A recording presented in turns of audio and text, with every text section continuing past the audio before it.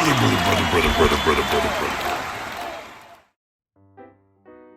WWE has a long list of amazing history that they like to remind us of. They've even branded a term for the big highlights of their top event. They call them WrestleMania moments. And the WWE has done some silly things over the years that they're probably not so proud of. Take, for example, Mae Young giving birth to a hand. But the company realized that that moment was of its time, having taken place during the Attitude Era, and was able to poke fun at it years later when Mae Young introduces to her son, who was all grown up. Even things that were controversial at the time, like the Click's Madison Square Garden curtain call, are now regularly mentioned in WWE retrospectives. But there are some things that the WWE doesn't bring up at all, be they in-ring events that were poorly thought out, backstage scandals, or simply things that contradict the overall narrative of what they're trying to sell us. I'm Singer Siete for 7 Wrestling. Let's take a look at 7 shocking events that WWE would like us to forget about.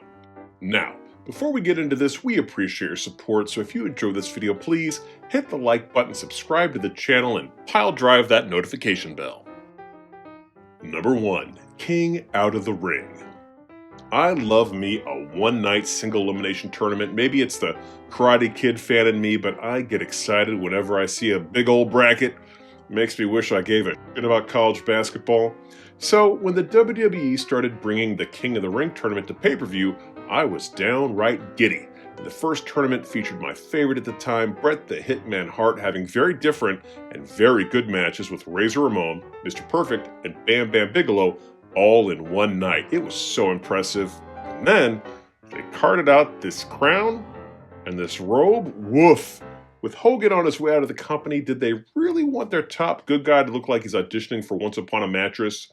Fortunately, Jerry, the king of cheap-looking crowns, Lawler, would call him out for gimmick infringement and give him a beatdown. We would never see the excellence of execution donning that ridiculous attire ever again.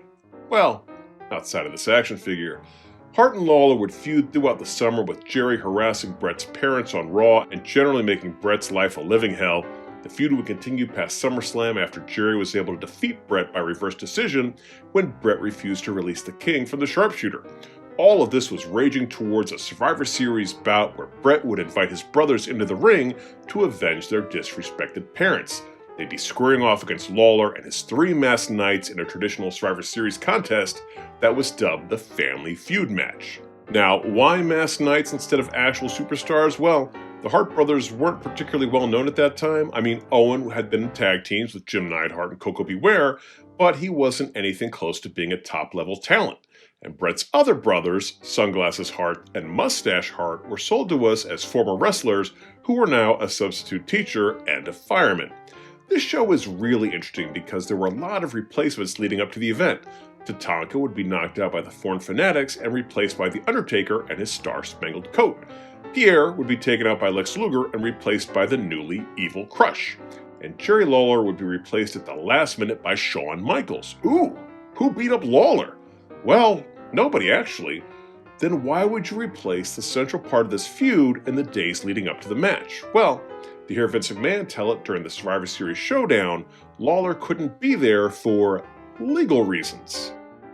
And you know what? We're actually going to give Vince a pass for not elaborating on those legal reasons because, believe me, they are very, very disturbing. Yikes.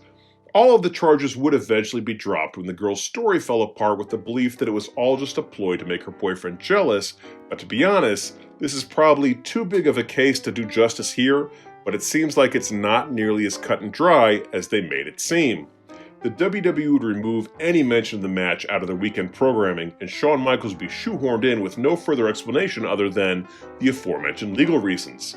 They'd even have Shawn try to borrow Lawler's heat by having him belittle Stu and Helen Hart, which was very out of character for him, making that the third weirdest thing about this match. The first weirdest, obviously, being Lawler and why he was removed, and the second weirdest thing was Bret Hart in that tiny, tiny singlet. Wow. Okay. Maybe that's worse than the crown and the robe. Number 2, the Heartbreak Return. Speaking of Shawn Michaels, the journey of the Heartbreak Kid is one that has been told a million times throughout WWE books, DVDs, and A&E specials, from tag team specialist to hated bad guy to beloved male stripper fella, kinda. Considered to be the best wrestler of his generation, but a pain in the ass to work with backstage, drug abuse, backstage fights, Montreal, and eventually a back injury would end his career. The last we'd see of Shawn before he shambled off into the sunset at WrestleMania 14 was him angrily barging into a press conference to make some kind of a point. It was a sad end to a great career. From there, we'd occasionally see him referee in short shorts. He might throw a super kick or two, but he would never again have an in-ring return. Or so we thought. To hear the WWE tell it, Shawn Michaels would meet and marry the love of his life, former Nitro Girl Rebecca. They'd marry and have children, and through her efforts, he was able to find religion and ultimately get clean and sober. In 2002, he and Triple H would battle it out in a street fight at SummerSlam, and it would be the first time Shawn Michaels had wrestled in over 4 years. Shawn would realize he's still great at it, he still loves it, and would go on to tack another 6 years onto that already amazing legacy before hanging the gear up for good at WrestleMania 26. And if you're thinking this entry is going to call him out for not retiring for good, for stepping into the ring at Crown Jewel to put on a god-awful tag team match between D-Generation X and the Brothers of Destruction, well, you're right. I mean, you tend to be. We are absolutely doing that, but that's not the part of the story that we're here to poke holes into. We're here to talk about the fact that Shawn Michaels absolutely did wrestle between dropping the title to Steve Austin at WrestleMania 14 and returning to face Triple H at SummerSlam 2002. During his time away, Shawn opened up a pro wrestling school called the Texas Wrestling Academy. They're responsible for training former WWE talents like Garrison Cade, Brian Kendrick, and most famously, Daniel Bryan Danielson. As a way to get his talent some TV time, Shawn launched the Texas Wrestling Alliance and aired a program on the local CBS affiliate. And contrary to what the WWE may have you believe, on April 15, 2000, Shawn Michaels squared off against Venom in an actual match, a bunkhouse brawl. It's weird. It's weird to see this era of Shawn Michaels in a hardcore match. It looks like an indie show. Well, I mean, it technically is an indie show. He looks good. The announcer does a great job getting across the storyline of Shawn's injured back and how much he was putting at risk by participating. It's almost like getting a sneak peek at the SummerSlam match against Triple H 2 years later. Anyhow, that's enough of Michaels. It's time to move number 3. If Shawn leaves, we riot. Seriously? Alright, why not?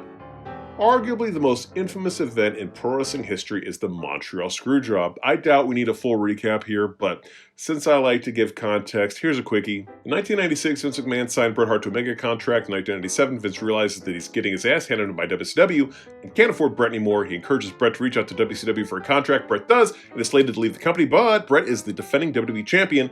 Vince asks Bret to drop the belt to Shawn at Survivor Series. Bret refuses because he doesn't want to lose to Shawn in his home country because Shawn's a dick. Eventually, Vince works with Shawn and the referee Earl Hebner to make it look like Bret submitted to Shawn and the sharpshooter. Bret punches Vince. Vince uses the attention to become the biggest bad guy in the industry. This helps propel WWE to ratings victory. WCW flounders. Vince buys WCW and Cena. Woo! Now, we're talking about an event that happened 27 years ago, and if my YouTube app is to be believed, a significant chunk of you weren't even alive back then. So old Grandpa Siete here is going to let you know that the days and weeks following the Montreal Screwjob were weird. The British Bulldog was gone. Jim Neidhart was eventually gone, and at the time there were rumors that Mick Foley was going to leave as well. And as crazy as it sounds today, back then it really felt like we were seeing the dying days of WWE. Who was left that was a viable main eventer? You had Shawn Michaels, you had Steve Austin, and you had The Undertaker. The Rock wasn't really the full Rock yet, not main event Rock. Ken Shamrock was good, but not great. Triple H was still seen as Shawn's lackey. The New Age Outlaws hadn't figured out their shtick yet. And over on WCW, it was a party as they were building towards the biggest show in the company's history with Sting and Hollywood Hogan in the main event. People were swearing off WWE programming. Most people were in Bret's corner. Vince was the most hated human being in the industry. Fans were pissed.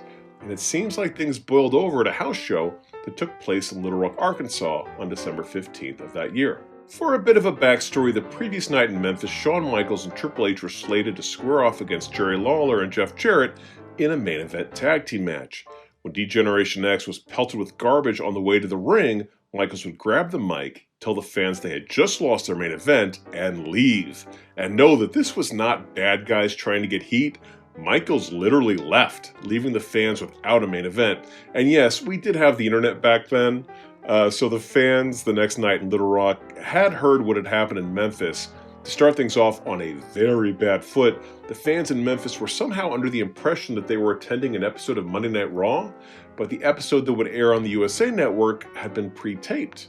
This disappointed audience would just be seeing a house show. It didn't help matters that the matches were short and uninspiring, with The Undertaker and Rock having a casket match that was less than 10 minutes long. And in the main event, Shawn Michaels was going to be Triple H's corner man in a match against Ken Shamrock. That is, until the fans once again pelted DX with garbage. Second verse, same as the first, goodbye main event. But this time it got way worse. A riot erupted with 6,000 fans in attendance, grossly outnumbering the 20 or so security guards who had been hired for the evening. There were reports of chairs being thrown, fires being started, fights breaking out. Eventually, the police were called in and tear gas was used to break up the livid crowd. The only picture I could find of that event is this one, which is totally surreal. Several WWE fans were arrested during the incident, and it would be years before the WWE would return to Little Rock again.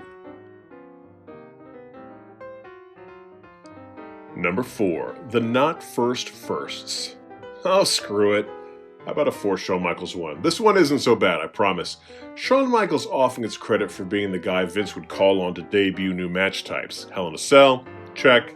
Elimination Chamber? Check. Ladder matches? Check. But maybe not in the way that WWE would lead us to believe. Before becoming the hottest thing in pro wrestling, ladder matches were regularly held in Stu Hart Stampede territory. Bret Hart pitched a ladder match to Vince McMahon in the 90s, but the owner of the WWE wasn't quite sold on the gimmick match. So, at a TV taping in Portland, Maine on July 21st, 1992, Bret grabbed his good buddy Shawn Michaels and they put on the first ever WWE ladder match. Well, I mean, Shawn was his good buddy at that time.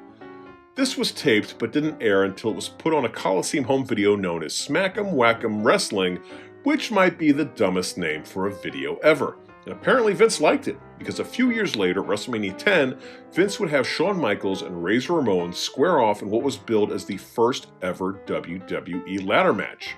However, me and the people who rented Smack'em Whack'em Wrestling from Blockbuster, no different.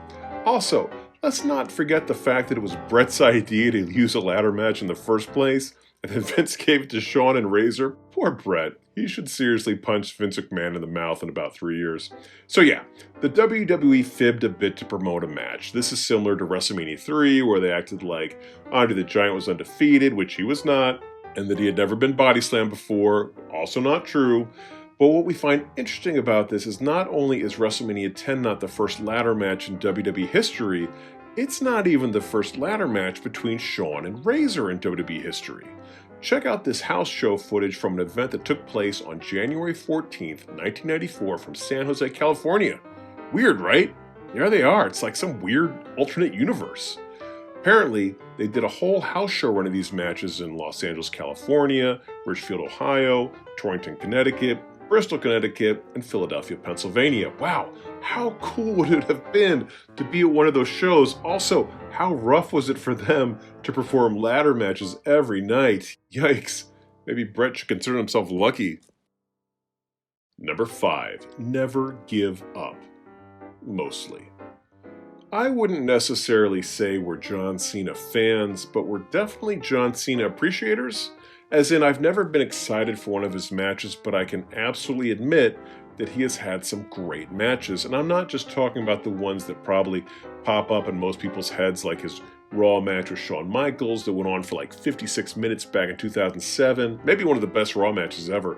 His classic with CM Punk at the 2011 Money in the Bank, or him and AJ Styles at SummerSlam 2016. Yikes, those were all Cena losses. That wasn't intentional. Okay, how about Cena and Edge in the TLC match at Unforgiven 2006. There you go. Those are the big ones, but don't sleep on Cena versus Umaga, Last Man Standing from the Royal Rumble. Along with that, you've got him being the company workhorse for so long. Everything he's done for the Make-A-Wish Foundation is so inspiring. Peacemaker, I legitimately loved that series. 2 thumbs up. Can't wait for season 2. And yeah, he's not a saint, but nobody's a saint. So we're big John Cena appreciators. He never turned heel, which is an interesting decision, but I get it. They probably moved a million brightly colored t-shirts. While it is a less interesting choice, hustle, loyalty, and respect is probably better for the bottom line than Hollywood Cena. It'd be hard for a bad guy to sell towels that say never give up. And as far as the WWE would let us know, John Cena simply never gave up. Super Cena would lose matches, sure, but it'd be by pinfall, never submission. But Big Match John has absolutely given up before. And he's been so noble for so long, it's kind of weird to see.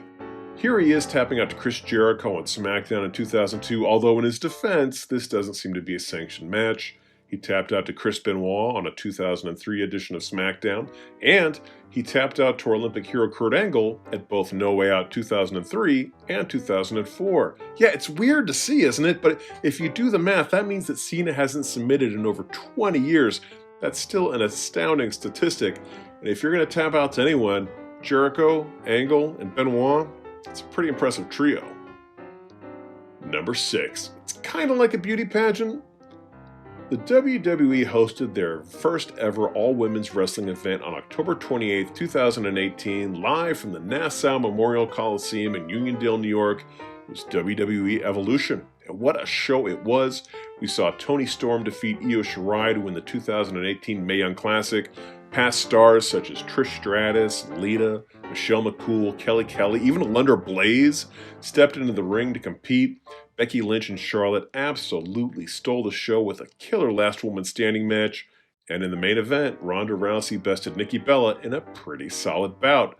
Wow, first run Ronda Rousey and second run Ronda Rousey are like two different people. It was a fun show with some good matches and a couple of history-making moments as well. But it was not the WWE's first all-women show, because that's a show they'd really rather have us forget about. In 2002, the WWE would host Divas Undressed, where, in their words, the hottest divas of World Wrestling Entertainment compete in a lingerie contest at the World in New York City. Oh, quick note, the World was WWE's theme restaurant in Times Square. I never ate there, but the merchandise store that was at street level, it's pretty cool. Back to the show. This event was absolutely, as promised, a lingerie fashion show featuring the women of WWE. And I know, because I watched the whole thing so I could write this segment. I watched it several times, I wanted to make sure I got it right. The things I do for you 7 wrestlers. You're welcome.